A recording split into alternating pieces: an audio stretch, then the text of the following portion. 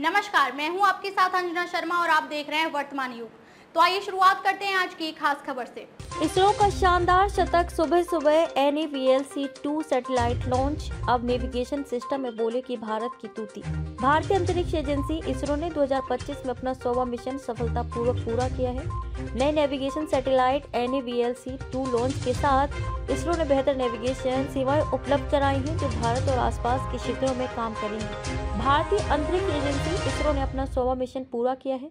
इसरो ने एक नया नेविगेशन सैटेलाइट बुधवार तड़के लॉन्च किया है। ये मिशन इसरो के नए अध्यक्ष एस सोमनाथ के नेतृत्व में हुआ।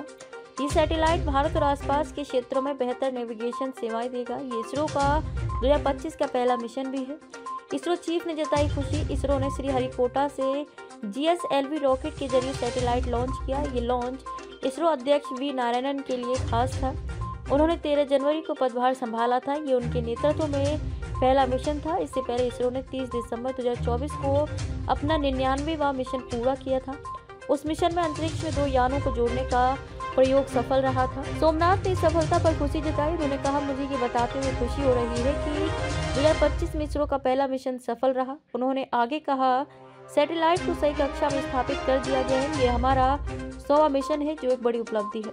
कल शुरू हुआ काउंटडाउन। सैटेलाइट को लॉन्च करने की तैयारी मंगलवार को शुरू हो गई थी। 27.5 घंटे के काउंटडाउन के बाद रॉकेट बुधवार सुबह 6:23 पर लॉन्च हुआ। GSLV रॉकेट अपनी 17वीं उड़ान पर था। इसमें स्वदेशी क्रायोजेनिक इंजन लगा था। लगभग 19 मिनट बाद सैटेलाइट को उसकी कक्षा में स्थापित कर दिया गया। इस कक्षा को भू समकालिक स्थानांतरण कक्षा GTO कहते हैं। NAVLC सिस्टम का हिस्सा ये नया satellite navigation with Indian constellation NAVLC system का हिस्सा है। NAVLC भारत का अपना नेविगेशन सिस्टम है। ये GPS की तरह काम करता है। ये सैटेलाइट NAVLC सिस्टम का दूसरा सैटेलाइट है। पहला सैटेलाइट NVS-1 29 मई 2023 को लॉन्च किया गया था। NAVLC भारत और उसके आसपास के 1500 किलोमीटर के क्षेत्र में नेविगेशन सेवाएं देगा। क्यों खास है ये सैटेलाइट? NVS-2 कई तरह के कामों में मदद करेगा। ये जमीन, हवा और समुद्र में नेविगेशन में मदद करेगा।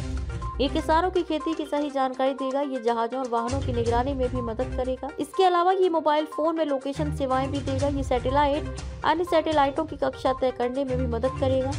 ये इंटरनेट ऑफ थिंग्स आधारित ऐप्स और आपातकालीन सेवाओं में भी काम आएगा।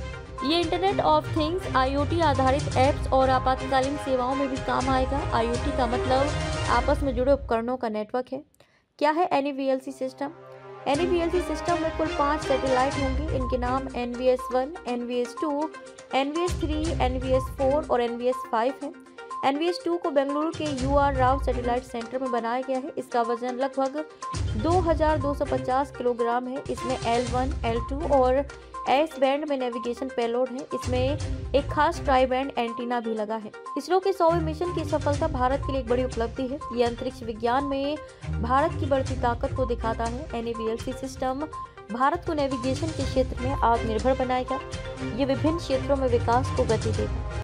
खबरों में अब तक के लिए बस इतना ही। फिर होगी आपसे मुलाकात कुछ ऐसी ही खास खबरों के साथ। तब तक के लिए नमस्कार और देखते रहिए वर्तमान युग।